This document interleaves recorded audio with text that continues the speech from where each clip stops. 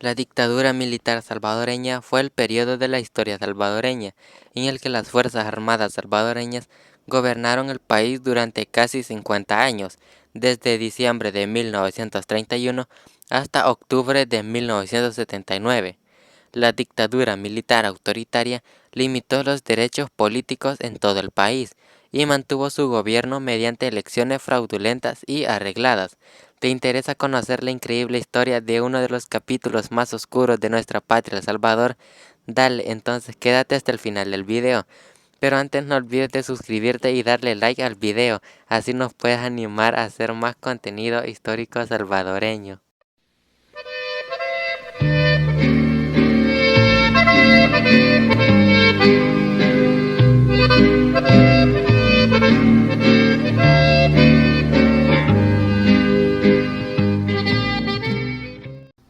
En marzo de 1911, el doctor Manuel Enrique Araujo asumió la presidencia de El Salvador.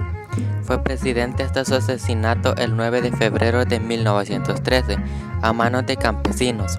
Fue sucedido por Carlos Meléndez, quien ejerció la presidencia interina hasta el 29 de agosto de 1914, cuando fue sucedido por Alfonso Quiñones Molina. Carlos Meléndez y Alfonso Quiñones establecieron una dinastía política bajo el Partido Nacional Democrático, que duró desde 1913 hasta 1931. Carlos Meléndez fue presidente desde 1915 hasta su dimisión en 1918. Más tarde murió el 8 de octubre de 1919 en Nueva York, Estados Unidos.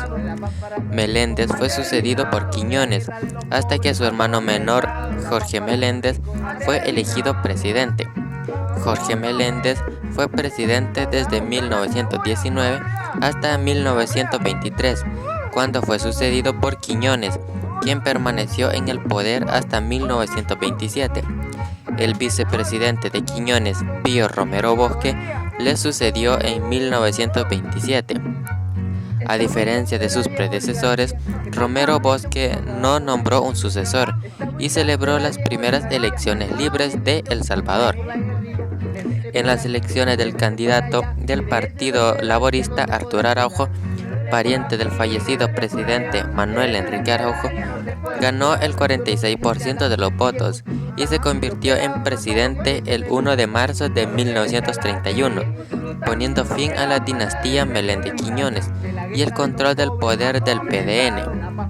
El vicepresidente de Araujo fue el general de brigada Maximiliano Hernández Martínez, del Partido Nacional Republicano. Araujo asumió la presidencia durante una grave crisis económica, debido a los efectos de la Gran Depresión. Entre 1871 y 1927, El Salvador fue llamado una república cafetalera, debido a su fuerte dependencia de las exportaciones de café para sostener su economía. Sin embargo, debido a la Gran Depresión, los precios del café cayeron un 54% y la economía salvadoreña no pudo sostenerse. Debido a la crisis económica, los salarios cayeron, los suministros de alimentos se volvieron limitados y las condiciones de vida empeoraron.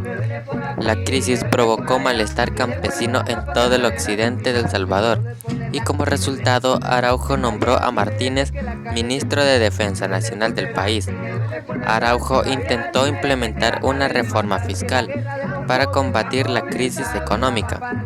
Sin embargo, la resistencia de los terratenientes ricos hizo que las reformas fracasaran. Araujo recortó los gastos militares y se negó a pagar a sus soldados, lo que provocó enojo dentro del ejército. Los militares se movilizaron para derrocar a Araujo y el 2 de diciembre de 1931 el ejército derrocó a su gobierno a las 10 horas de la noche. El golpe fue un momento decisivo en la historia salvadoreña, debido a que comenzó la dictadura militar que duró casi 50 años en el país.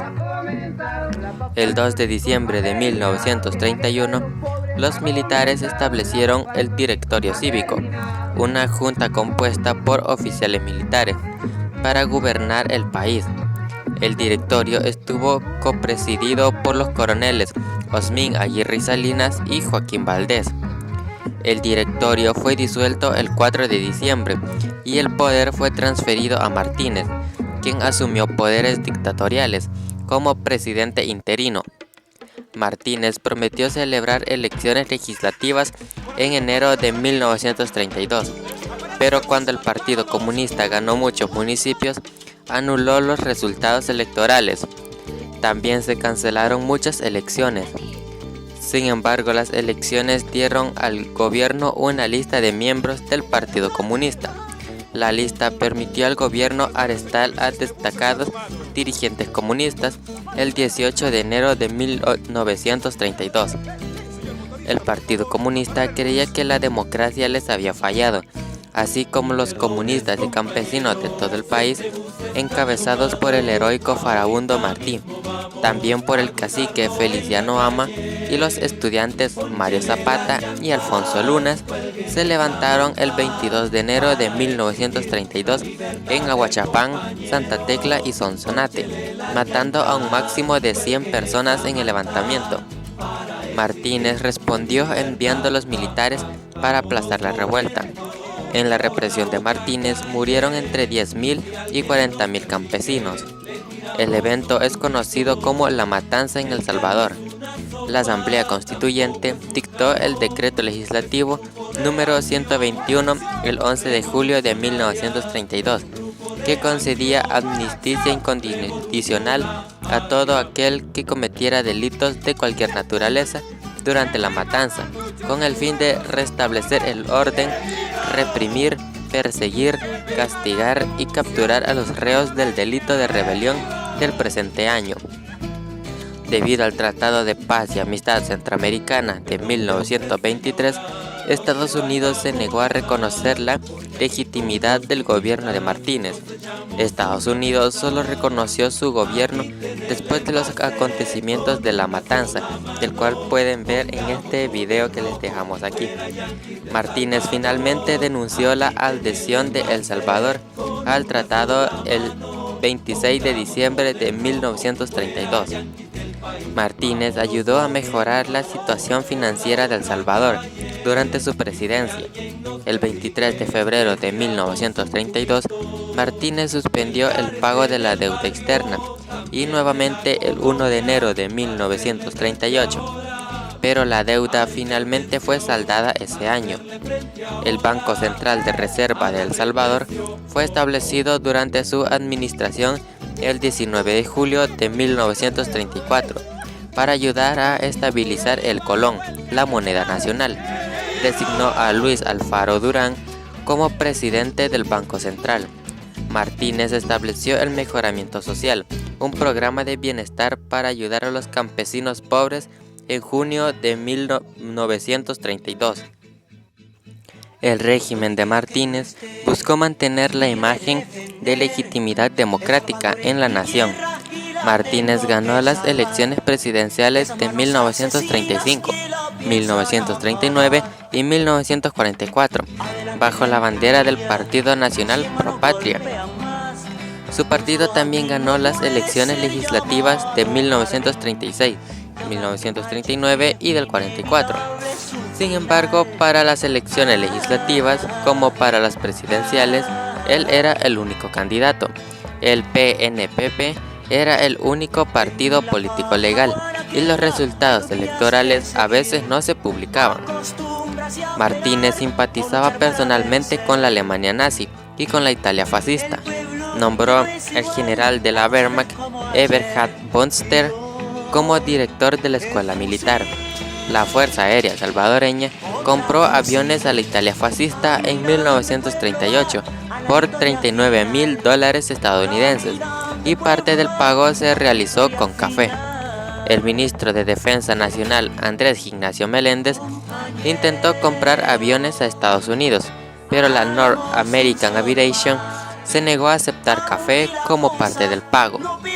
El Salvador fue una de las primeras naciones en reconocer a los nacionalistas de Francisco Franco como gobierno legítimo de España en 1936.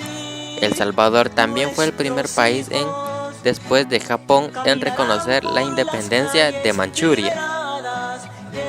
Algunos salvadoreños apoyaron al Eje, ya que el 10 de junio de 1940, día en que la Italia fascista se unió a la Segunda Guerra Mundial, 300 hombres vestidos como las camisetas negras italianas marcharon por las calles de San Salvador en apoyo de Italia. Sin embargo, el gobierno reprimió la marcha. Bajo presión de los Estados Unidos, el gobierno apoyó plenamente a los aliados el 8 de diciembre de 1941, después del ataque japonés a Pearl Harbor. El Salvador declaró la guerra a Japón el 8 de diciembre y luego a la Alemania nazi y a la Italia fascista el 12 de diciembre. El gobierno arrestó a ciudadanos alemanes, italianos y japoneses y confiscó sus tierras. El Salvador nunca proporcionó soldados para luchar directamente en la guerra, pero algunos se enlistaron en el ejército de Estados Unidos como voluntarios, teniendo participación importante en el día D. Pero en sí El Salvador envió trabajadores para mantener el Canal de Panamá.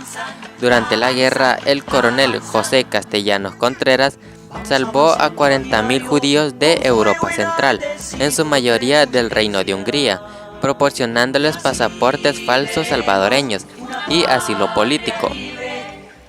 En 1944 se celebraron elecciones y se autoproclamó presidente para un tercer mandato. La medida enfureció a muchos políticos, oficiales militares, banqueros y empresarios, porque violaba abiertamente la Constitución. El 2 de abril de 1944, en el Domingo de Ramos, oficiales militares pro-Eje intentaron un golpe de estado contra Martínez. El primer regimiento de infantería y el segundo regimiento de artillería se sublevaron en San Salvador y Santa Ana, tomaron la radio nacional, tomaron el control de la Fuerza Aérea y capturaron la estación policial de Santa Ana. Martínez logró tomar el control de la situación y ordenó a las unidades militares aún leales a él sofocar el levantamiento, lo que se logró el 3 de abril. Las represalias duraron 2 semanas, se declaró la ley marcial y se estableció un toque de queda nacional. Los civiles querían sacar a Martínez del poder y por eso el 2 de mayo de 1944 los estudiantes salieron a las calles de San Salvador en la conocida huelga de brazos caídos para forzar su renuncia. Los estudiantes se comprometieron a no ejercer violencia para oponerse al gobierno. El 7 de mayo, la policía disparó y mató a José White Alcaín, un joven de 17 años, que era ciudadano estadounidense, lo que presionó a Martínez para que dimitiera. Martínez dimitió el 9 de mayo y partió al exilio en Guatemala. Andrés Ignacio Meléndez reemplazó a Martínez como presidente interino y aceptó las demandas de los manifestantes de amnistía para los presos políticos, libertad de prensa y nuevas elecciones generales. Su mandato duró poco, ya que fue derrocado en un golpe de estado militar el 20 de octubre de 1944 y reemplazado por Osmín Aguirre Salinas. Aguirre celebró las elecciones prometidas en enero de 1945. Se le acusó de manipular las elecciones a favor de un candidato que él apoyaba, y las elecciones dieron como resultado que el general de brigada Salvador Castaneda Castro, con su Partido de Unificación Socialdemocrática, se convirtiera en presidente con el 99% de los votos. Castaneda fue depuesto en un golpe de estado el 14 de diciembre de 1948 por jóvenes oficiales militares. El golpe, conocido como el Golpe del Mayor, obligó a todos los oficiales militares salvadoreños por encima del rango de teniente coronel a dimitir. Los jóvenes oficiales establecieron el Consejo de Gobierno Revolucionario, que gobernó el país hasta que el mayor Óscar Osorio, presidente del Consejo Revolucionario de Gobierno, fue elegido presidente en 1950. Óscar Osorio se presentó bajo la bandera del Partido Revolucionario de Unificación Democrática, conocido como el PRUD. Se convirtió en presidente de El Salvador el 14 de septiembre del 50, bajo una nueva constitución. Las políticas de Osorio apoyaron el desarrollo económico, la reforma agrícola y los programas de seguridad social, aunque no se implementaron políticas como la reforma agraria para no alienar a los terratenientes ricos y a los oligarcas. Osorio fue sucedido por el teniente coronel José María Lemus el 14 de septiembre del 56, tras las elecciones presidenciales de 1956. En la elección, Roberto Edmundo Canessa, del Partido de Acción Nacional, su principal y más popular oponente, fue descalificado por el Consejo Electoral Central un mes antes de la elección, lo que condujo a su aplastante victoria. Durante su mandato fue concedida la amnistía a numerosos presos políticos y políticos exiliados. También derogó varias leyes represivas instituidas por sus predecesores. Después de la Revolución Cubana de 1959, los estudiantes de El Salvador fueron influenciados por el gobierno nacionalista y revolucionario de Fidel Castro, lo que condujo a protestas para que se implementara un sistema verdaderamente democrático en el país. En respuesta, Lemus abandonó sus reformas, tomó medidas enérgicas contra la libertad de expresión y arrestó a sus opositores políticos. El giro de Lemus hacia el autoritarismo provocó que los militares se volvieran contra él y fue derrocado el 26 de octubre de 1960. Los militares establecieron la Junta de Gobierno y estuvo dirigida por el teniente coronel Miguel Ángel Castillo. Fabio Castillo Figueroa, quien se había postulado para presidente bajo la bandera del Partido de Acción Renovadora, era uno de los 3 miembros civiles de la Junta. Tenía opiniones pro-catristas y era visto como una amenaza potencial por los militares. Los militares derrocaron a la Junta y la reemplazaron por otra Junta, el Directorio Cívico-Militar. El coronel Aníbal Portillo sirvió como presidente de la nueva Junta y prometió nuevas elecciones para 1962. El Directorio Cívico-Militar se disolvió el 25 de enero de 1962 y un político independiente, Eusebio Rodolfo Cordón Sea, fue nombrado presidente provisional. Durante las elecciones presidenciales de 1962, el recién formado Partido de Concertación Nacional, conocido como el PCN, se presentó sin oposición y su candidato Rivera ganó el 100% de los votos. Se convirtió en presidente el 1 de julio de 1962, bajo una nueva constitución.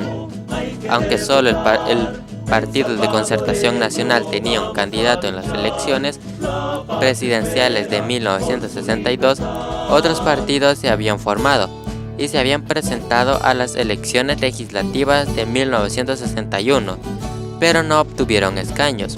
El partido de oposición más destacado fue el Partido Demócrata Cristiano, conocido como el PDC. El partido se formó en 1960 y tenía un amplio apoyo de la clase media. El partido fue atacado tanto por la izquierda como por la derecha política. La izquierda creía que el partido defendería el sistema económico capitalista y aumentaría las brechas de riqueza, mientras que la derecha veía al partido como un movimiento reaccionario socialista que amenazaba su riqueza y poder. El partido creía que la democracia cristiana era el mejor camino para la modernización de El Salvador. La ideología del partido se inspiró en la Rerum Novarum del Papa León XIII y en las obras del Papa Juan XXIII y del filósofo francés Jacques Maritain. El partido también se inspiró en otros movimientos demócratas cristianos, tanto de Chile como de Venezuela. Rivera involucró a El Salvador en la Alianza para el Progreso del presidente estadounidense John F. Kennedy, una iniciativa para mejorar las relaciones entre América Latina y los Estados Unidos a través de la cooperación económica. Apoyó la implementación de la reforma agraria, pero esta nunca se implementó. Fundó la Agencia de Seguridad Nacional de El Salvador, mejor conocida como ANSESAL, en 1965.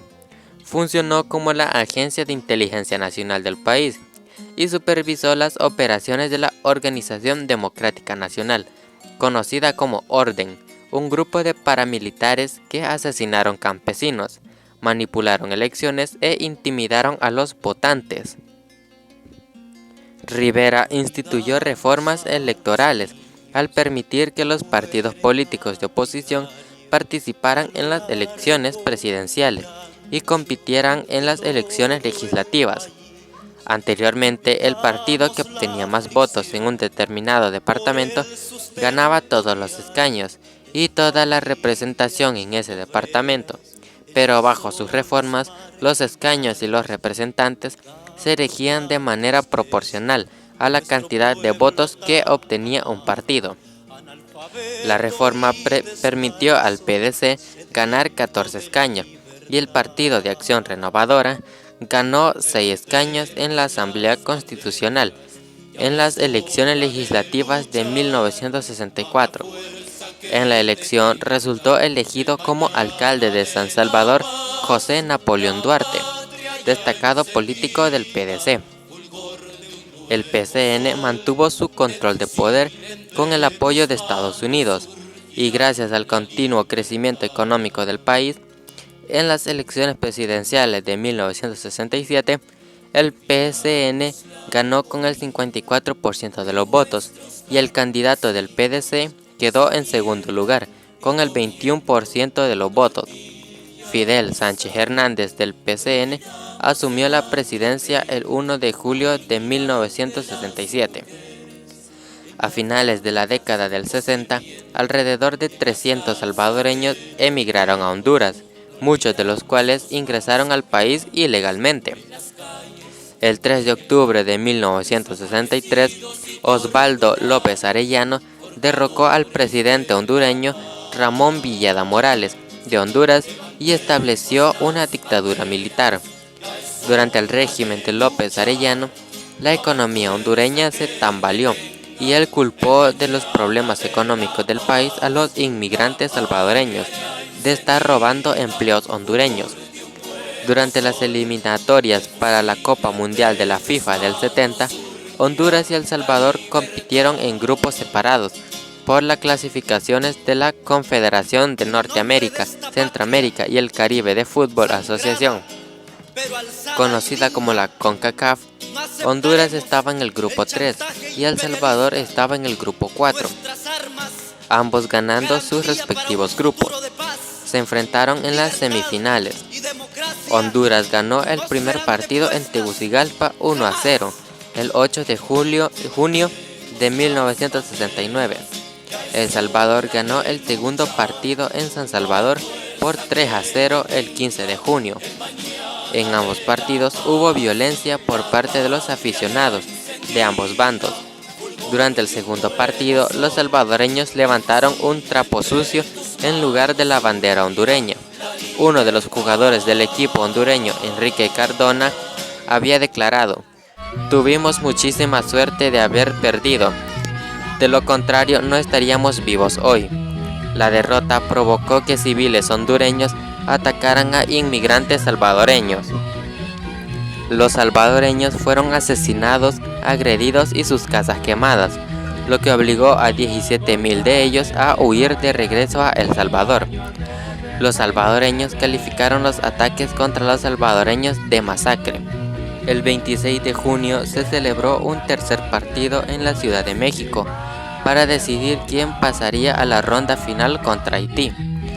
Los salvadoreños derrotaron a Honduras 3-2 en tiempo extra y el equipo salvadoreño avanzó a la final.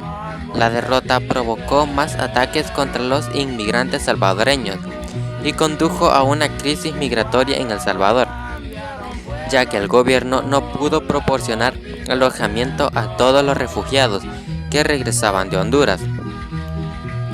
Debido a la crisis en curso, El Salvador rompió relaciones diplomáticas con Honduras el 26 de junio y declaró la guerra el 14 de julio del 69.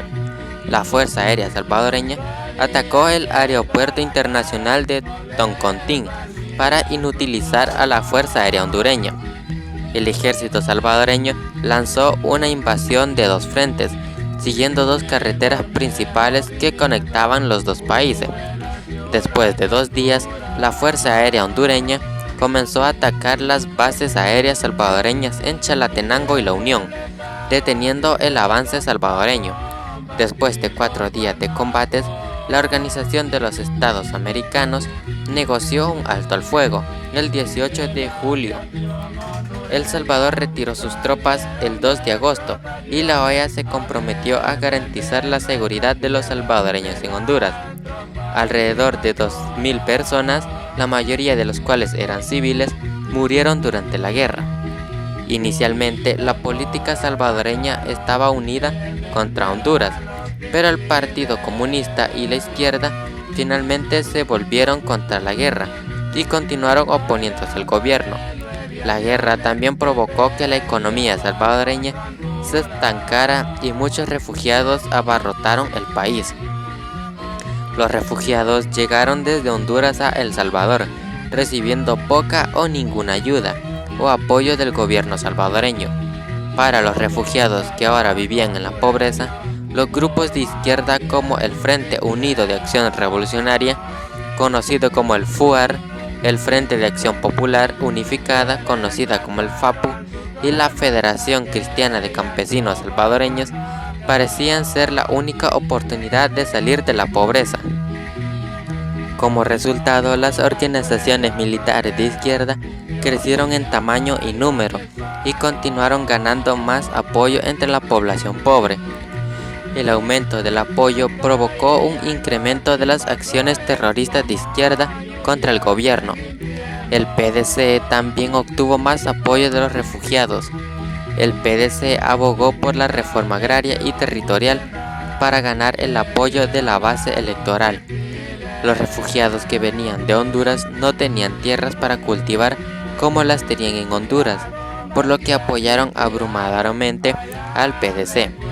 En enero de 1970, el gobierno estableció el Congreso Nacional de Reforma Agraria para comenzar a implementar las reformas agrarias que demandaba el pueblo.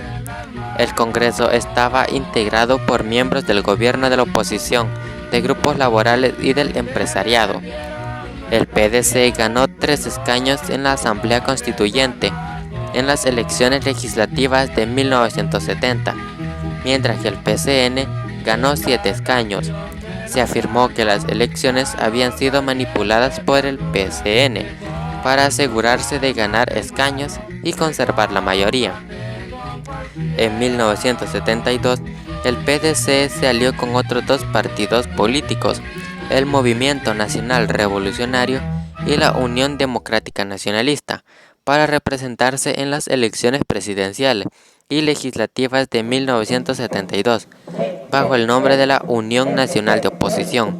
El coronel Arturo Armando Molina era el candidato del PCN, mientras que Duarte era el candidato del PDC. La Junta Central Electoral afirmó que Duarte había ganado por 9.000 votos, con 327.000 votos frente a los 318.000 de Molina, pero el PCN perdió un reencuentro. Se realizó un reencuentro y se modificó el acta, y se declaró que Molina ganó por 10.000 votos. El resultado fue que Molina obtuvo el 43% de los votos, mientras que Duarte obtuvo el 42%. Duarte y Guillermo Ungo, su compañero de fórmula, solicitaron un segundo reencuentro, pero la petición fue denegada. El 25 de marzo de 1972, un grupo de jóvenes militares de tendencia izquierdista, llamado Juventud Militar, intentó un golpe de Estado contra Sánchez Hernández para impedir que Molina se convirtiera en presidente. Los oficiales estaban dirigidos por el coronel Benjamín Molina Mejía y su objetivo era establecer una junta revolucionaria y establecer a Duarte como presidente. Los golpistas tomaron a Sánchez Hernández y el Palacio Nacional. Duarte anunció su apoyo al golpe y los golpistas llamaron a guarniciones para apoyar el golpe. Sin embargo, la Fuerza Aérea atacó el Palacio Nacional y las guarniciones atacaron a los revolucionarios. El 26 de marzo el golpe había terminado y 200 personas habían sido asesinadas. Sánchez Hernández retomó el poder y Duarte fue detenido. Inicialmente fue condenado a muerte, pero la pena fue conmutada por tortura y fue enviado a Venezuela. Molina asumió el cargo el 1 de julio de 1972. El 19 de julio envió tanques a atacar la Universidad de El Salvador. Alrededor de 800 fueron arrestados y otros 15 fueron exiliados a Nicaragua. Cerró la universidad durante 2 años para eliminar la oposición. Molina intentó instituir una reforma agraria en 1976, pero solo logró aumentar el malestar político, ya que las reformas distribuyeron poca o ninguna tierra a los campesinos. La UNO seleccionó a Ernesto Antonio Claramunt Roosevelt como su candidato para la elección presidencial del 77, mientras que el PCN seleccionó al general de brigada y entonces ministro de Defensa Nacional, Carlos Humberto Romero, como su nominado. Se declaró que Romero ganó la elección con el 67% de los votos, mientras que según testigos, Claramunt en realidad ganó con el 75% de los votos. Romero asumió el cargo el 1 de julio del 77. Cuando comenzó la revolución sandinista en Nicaragua de 1978, Romero comenzó a preocuparse de que la revolución se extendiera a El Salvador. Intentó iniciar negociaciones con la oposición para asegurarse de que eso no sucediera, pero su intento envalentonó a las fuerzas de oposición para que salieran a las calles de San Salvador para hacer huelga en marzo del 79. Romero reprimió las huelgas y ordenó a sus soldados disparar munición real contra la multitud para poner fin a la huelga. El evento fue transmitido en Estados Unidos y Europa, lo que provocó que Costa Rica, Japón, Suiza, el Reino Unido y la Alemania Occidental cerraran sus respectivas embajadas en El Salvador. El presidente de Nicaragua, Anastasio Somoza Debayle, fue finalmente depuesto por el Frente Sandinista de Liberación Nacional, conocido como el FSLN, en septiembre de 1979, lo que causó alarma entre los jóvenes oficiales militares del ejército salvadoreño. La juventud militar, dirigida por los coroneles Adolfo Arnoldo Majano y Jaime Abdul Gutiérrez Avendaño, dieron un golpe de estado contra Carlos Humberto Romero el 15 de octubre de 1979, con el apoyo de los Estados Unidos. Romero huyó al exilio en Guatemala, al cual que Federico Castillo Yanes, ministro de Defensa Nacional. El 18 de octubre de 1979, los militares establecieron la Junta de Gobierno Revolucionario. La junta estaba compuesta por 5 hombres: los coroneles Majano y Gutiérrez, Ungo, el expresidente de la Cámara de Comercio e Industria de El Salvador, y un miembro de la Universidad Centroamericana. El golpe de estado del 79 marcó el fin del régimen militar de El Salvador, y muchos lo marcan como el inicio de la Guerra Civil Salvadoreña. La guerra duró hasta 1992 con la firma de los acuerdos de Chapultepec, de cual si quieres pueden ver a más a detalle en este video. Y este ha sido el video sobre la historia de uno de los capítulos un poco desconocidos de nuestra patria El Salvador. ¿Y tú qué opinas? ¿Crees que si la dictadura en El Salvador nunca se hubiera dado, su historia sería completamente diferente? Déjanos tu respuesta en la bandeja de comentarios y no olvides de suscribirte y activar la campana de notificaciones para que no te pierdas ninguno de nuestros próximos videos. Nos vemos hasta la próxima.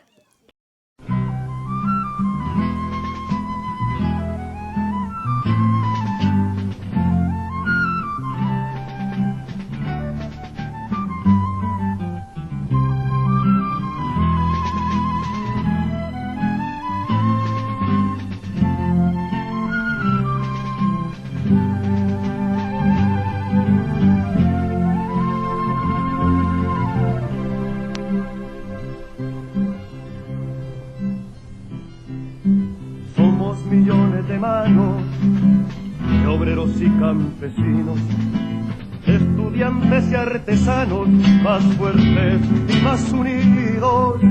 Somos millones de hermanos, pariendo la historia dura. Martillo, fusil y canto, destruyendo dictaduras.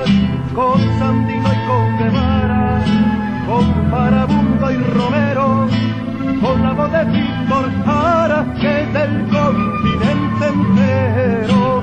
Como volcán encendido que su furia detendrá, hasta que el pueblo oprimido pueda cantar a la paz.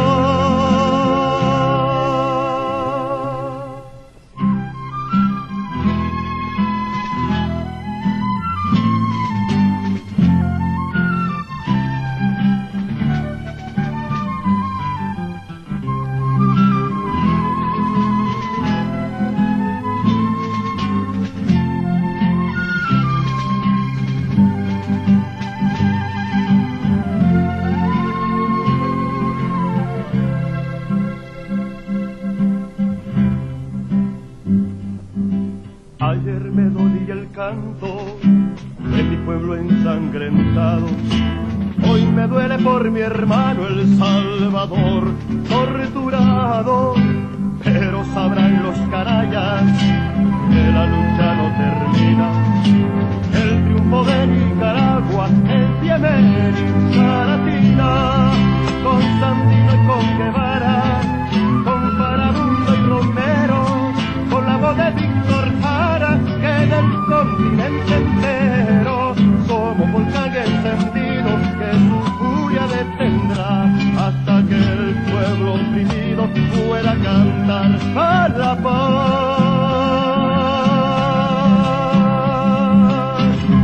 Somos millones de manos pariendo la historia dura, martillo, fusil y canto, destruyendo dictaduras.